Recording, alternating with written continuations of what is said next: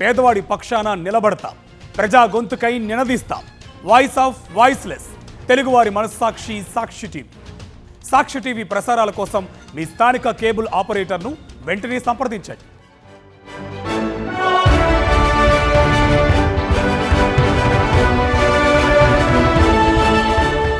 అలాగే ప్రోటీన్ బాగా వస్తుంది. అలాగే మనకి కోడిగుడ్ల మీద చాలా ఎంఫసిస్ ఉంది. కోడిగుడ్లు చాలా బలాన్ని ఇస్తాయి అండ్ అందరికీ అందుబాటులో ఉండేవి. కొద్ది గొప్ప ఇప్పటికి కూడా పేదవాళ్ళకు కూడా రోజు కాకపోయినా వారానికి 2-3 సార్లు తినేలా అందుబాటులో ఉన్నది. మీ అభిప్రాయం ఏంటి సురేంద్ర? కోడిగుడ్లు ఖచ్చితంగా ప్రోటీన్ ఉంది అందులో 6% వరకు. అయితే బాడీ మనిషికి కావాల్సింది ఒక 50 గ్రాములు ప్రోటీన్, కొంత పార్ట్ అది కంట్రిబ్యూట్ చేస్తుంది. అయితే కోడిగుడ్డు తినడం అనేది ఒక టేస్ట్కి సంబంధించిన చాయిస్గానే నేను చూస్తాను.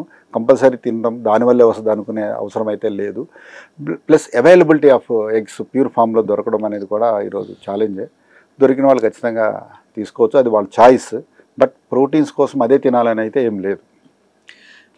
చాలా ఇంపార్టెంట్ ఫుడ్ గ్రూప్ ఒకటి వైట్ షుగర్ మానేమని జగమెరిగిన సత్యం ఇప్పుడు అందరూ అలవాటు చేసేసుకున్నారు.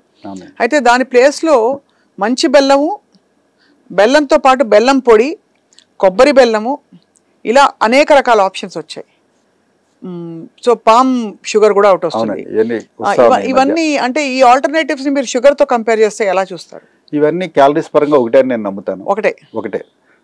అయితే మీరు అన్న కోకోనట్ షుగర్ కావచ్చు, కొంత బ్రౌన్ షుగర్ అంటే unrefined sugar, sulphur free sugar ఏదైతే ఉందో అందులో కొంత మినరల్స్ కొంచెం ఎక్కువ ఉండొచ్చు.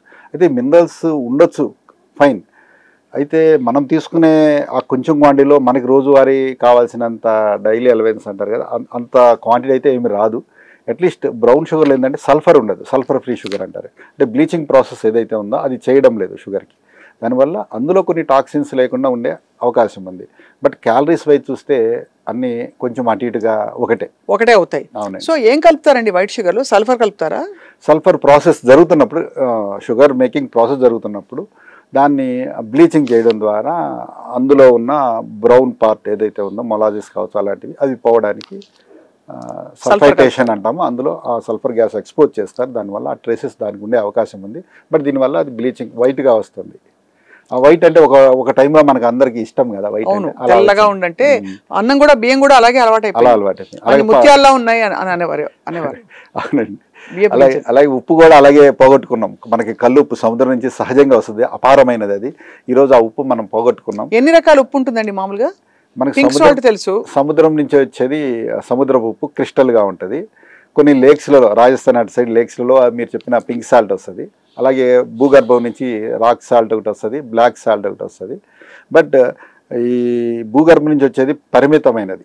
ఇప్పుడు మనకి హిమాలయాల్లో ఉన్నది ఆల్మోస్ట్ వాడేసాం మనం. ఆఫ్ఘనిస్తాన్దే వస్తుంది మన అందరికీ ఇక్కడ వచ్చేది, అది కూడా పరిమితమైంది. అయితే మనకి సముద్రంలో నీరు ఎప్పటికీ ఉంది, దాని నుంచి సాల్ట్ వస్తుంది. అందుకే మన పెద్దలు అయితే దాన్ని లక్ష్మీ రూపంగా భావించారు. బెల్లాన్ని, ఉప్పుని లక్ష్మీ రూపంగా భావించారు. అది సముద్రం నుంచి వచ్చేదే కరెక్ట్ ఎప్పటికీ. అయితే దాన్ని మధ్యలో ఒక రిఫైన్డ్ ఫామ్లో అంటే సాల్ట్లో మళ్ళీ ఫ్రీ ఫ్లో అని యాంటీ కేకింగ్ ఏజెంట్స్ కలిపిన ప్యాక్డ్ సాల్ట్స్ ఇలాంటివన్నీ ఇంట్రడ్యూస్ చేసినప్పుడు మనకి సముద్రం ఉప్పు పోయింది. అయితే సముద్రం ఉప్పు ఎప్పటికీ మంచిది. వీటితో పాటు ఆఫ్ కోర్స్ చాలా కల్తీ ఉండే, ఈజీగా మన కల్తీలో బాడీలోకి వెళ్ళిపోయే పదార్థాలు ఈ పొళ్ళు, మసాలా పొళ్ళు, పసుపు, కారం. మొన్న ఒక క్యాన్సర్ డాక్టర్ గారు చెప్పారు పసుపులో లెడ్ కలుపుతున్నారని చెప్పి. చాలా బాధాకరం. అంటే హెవీ కలర్ కోసం. అవును, చాలా బాధాకరం. అది చాలా లెడ్ ఎక్కువగా అయిపోతే టాక్సిసిటీ బాడీలో చాలా మందికి. అవును, హెవీ మెటల్స్ ఏది ఉండకూడదు అంటాం కదా, టీపీఎంలోనే ఉండకూడదు ఒక పదార్థంలో. మరి అది రావడం చాలా ప్రమాదకరం. సో ఈ పసుపుని ఎలా, మరి స్వచ్ఛమైన పసుపుని ఎలా ప్రొక్యూర్ చేయాలి మనం? పసుపుకు సంబంధించి ఫస్ట్ చాయిస్గా అయితే ఎవరింట్లో వాళ్ళు ఒక కుండీలో కూడా, ఈవెన్ సిటీలో ఉన్న కుండీలో పెట్టుకోవచ్చు. మనం నెలకి ఒక ఫ్యామిలీకి పసుపు 100 గ్రాములు అంటే ఎక్కువ అండి, ఒక ఫ్యామిలీకి, అది కూడా అంటే 4 ఉన్న సభ్యులకి. సో ఎవరింట్లో వాళ్ళు ఒక కుండీలో పసుపు మొక్క పెట్టుకోవచ్చు. ఇది ఫస్ట్ చాయిస్ అండి. అట్లీస్ట్ ఓకే, అది కుదరలేదు అనుకుందాం. అప్పుడేం చేయాలంటే పచ్చి పసుపు సీజన్లో దొరుకుతుంది. రేపు డిసెంబర్ వస్తే డిసెంబర్ నుంచి మార్చి వరకు పచ్చి పసుపు కొమ్ములు మనకి సహజంగా దొరుకుతాయి. ఆ పచ్చి పసుపు కొమ్ముల్ని మనం తెచ్చుకొని వాటిని చిప్స్ లాగా 5 రూపీస్ కాయిన్స్ అంత థిక్నెస్లో చిప్స్ లాగా కోసేసుకుని ఎండబెట్టుకోవాలి. నీడలోనే ఇంట్లో దగ్గర ఆరబెట్టేసుకోవాలి. ఒక వస్త్రం, శుభ్రమైన వస్త్రం మీద పెడితే తేమను అది పీల్చుకుని తొందరగా డ్రై అవుతుంది. అలా ఎండలో ఆరబెట్టుకోవాలి. ఎండ లేని వాళ్ళు ఎండ అప్పుడప్పుడు రాకపోతే పాతకాలపు గ్యాస్ స్టవ్ కింద పెట్టిన వేడి ఉంటుంది, అట్లా అయినా డ్రై చేసుకోవచ్చు. సో అట్లా మనం డ్రై చేసుకున్న తర్వాత దాన్ని పొడి చేసుకోవాలి, దాన్ని మనం వంటల్లోకి వాడుకోవాలి. దాని స్మెల్ కూడా చాలా చాలా బాగుంటుంది. ఇంత వేయంగానే బోల్డ్ అంత గుమగుమలు వచ్చేస్తాయి. చాలా బాగుంటుంది. చాయ్ పసుపు అని పూర్వం వాడుకునే వాళ్ళు మొహానికి రాసుకునేదానికి కూడా ఇటువంటి పసుపు సూటబుల్ అనమాట, ఆడవాళ్ళు రాసుకునేదానికి కూడా. అయితే ఇది ఒక పద్ధతి. అలాగే సీజన్లో ఎప్పటికీ అంటే డిసెంబర్ నుంచి మార్చి వరకు పచ్చి పసుపు కొమ్ములు రోజు దొరుకుతాయి.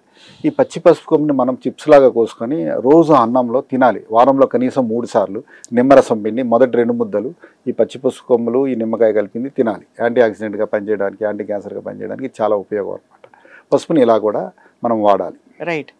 ఎలా అయితే మీరు చద్దనం చెప్పారో చేయడం, అలా మనం సర్వరోగ నివారణి అందరికీ మంచిది అని చెప్పే మరొక మంచి ఆహార పదార్థం ఏమన్నా మనం తయారు చేసుకోవచ్చా ఇంట్లో మీరు చెప్తే? అది ముఖ్యంగా ఆడవాళ్ళకి చాలా అవసరము. వాళ్ళకి ఋతుక్రమం జరుగుతూ ఉంటుంది ప్రతి 28 రోజులకు ఒకసారి. వారు కనుక 28 రోజులలో 25, 26, 27 ఈ 3 రోజుల పాటు త్రికూటాలు ఉంటాయి కదా, వాటి పొడిని చేసుకోవాలి. వారికే కాదు ఇంట్లో అందరికీ ఇది ఉపయోగం. వారైతే నెలకు 3 సార్లు వాడాలి. వాళ్ళకి ఆ పీరియడ్ సజావుగా సాగడం, ఆ సమయంలో నొప్పులు రాకపోవడం, పీసీఓడి లాంటి సమస్యలు తగ్గడం, లేకపోతే గర్భధారణ సమస్యలు ఉంటే తగ్గడం, ఇది వీళ్ళకి జరుగుతుంది.